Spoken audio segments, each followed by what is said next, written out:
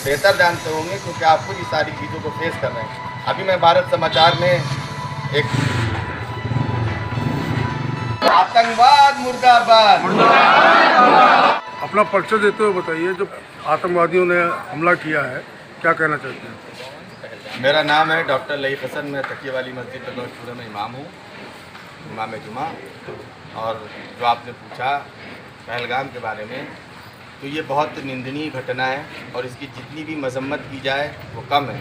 किसी भी मासूम को कत्ल करना, एक इंसान को कत्ल करना पूरी इंसानियत को कत्ल करने के बराबर है। इस तरह की घटनाएं कई बार हो चुकी हैं, आप भी देख रहे हैं, लेकिन उससे कोई सबक नहीं सरकार ने लिया।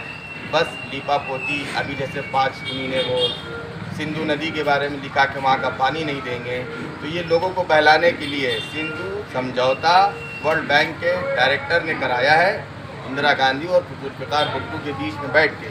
उसको आपके कहने से वो ख़त्म नहीं हो जाएगा। रही दूसरी बात, आपने कहा कि सारे वीज़े रद्द कर देंगे, तो जो लोग वीज़ा लेकर आते हैं उनको 10 जगह चेक इन कराना पड़ती है, उसके बाद वो यहाँ तक पहुँचते हैं। उनका इन आतंकियों से कोई लेना देना नहीं। सवाल इस बात का है कि जो आतंकी बॉर्डर पार से आते हैं तो वहाँ पर इंटेलिजेंस और आपकी आईटी क्या कर रही है? आप करोड़ों रुपए जो खर्चा कर रहे हैं इंटेलिजेंस के नाम पर, वो उसका क्या कर रहे हैं आप? अभी हाल ही में, इससे पहले भी एक घटना हुई थी अप्रैल के महीने में, हमारे फौजी जवान शहीद हुए थे। उससे आपने क्या सबक लिया?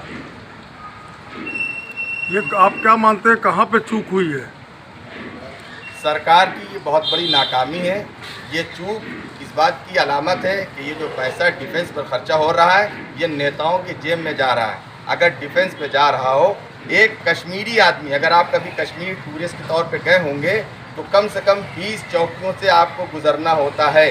तो वो चौकी क्या आम इंसान और टूरिस्ट के लिए है, या आतंकवादियों को कुछ दे लेकर आगे भेजा जाता है?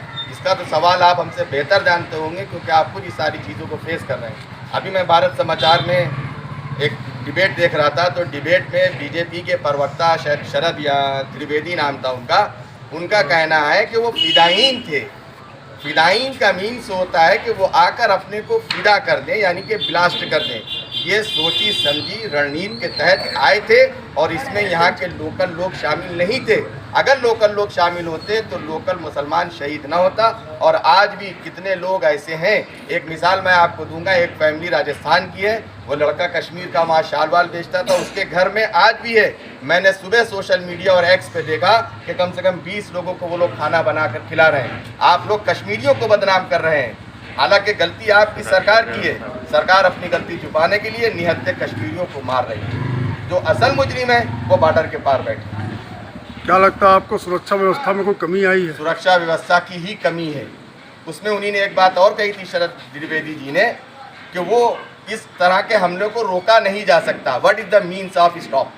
आप कैसे कह रहे हैं? इतनी बड़ी इंटेलिजेंस है, भारत इतना बड़ा गणराज्य है, 1 करोड़ 40 लाख की आबादी यहाँ निवास करती है। आप ये बात सांसद भवन के अंदर बैठ के कहते हैं कि सुरक्षा की जिम्मेदारी हमारी है, और उसके बाद जब ऐसी कोई घटना होती है तो उनका कहना था कि ऐसी घटना को रोका नहीं जा सकता, जो कि उनका सवाल और जवाब दोनों ही बेवकूफ़ी के थे। इस तरह से ये सरकार सीधे तौर पर जिम्मेदार है। ये न कहे कि हमने ये कर दिया, वो निरस्त कर दिया। हाँ, ये कहे कि कल सुबह हमारी गोरखा रेजिमेंट पाकिस्तान के बॉर्डर क्रॉस करके उनको मारने जा रही है, हम इससे संतुष्ट होंगे। आप आवाम से क्या अपील करना चाहते हैं? आवाम से ये अपील करना चाहते हैं कि ये हमारे हमवतन थे जो शहीद हुए, इनके हक़ में आप लोग इनके साथ खड़े रहिए। और इस तरह की दोबारा आपस में हम लोगों में, जिस तरह शुरू में आपने सोशल मीडिया पे मैंने देखा और इलेक्ट्रॉनिक मीडिया ने चूरन चटाए, जो उन्हीं ने धर्म पूछा, जात नहीं। धर्म पूछने का फ़कत मकसद ये था कि आप दलित समाज को अपनी तरफ चुनाव में आकर्षित करना चाहते हैं।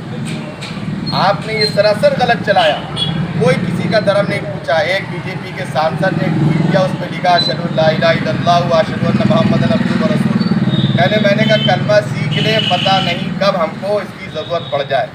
आप Z+ सिक्योरिटी में रहते हैं, ये बेचारे टूरिस्ट 4 घंटे के बाद मिलिट्री पहुंची। कहाँ थी आपकी मिलिट्री? कश्मीर में जितने लोग हैं उससे 1.75 मिलिट्री है। कहाँ है आपकी मिलिट्री? कहाँ है आपकी इंटेलिजेंस? ये सब सोची समझी राजनीति है और ये रणनीति है।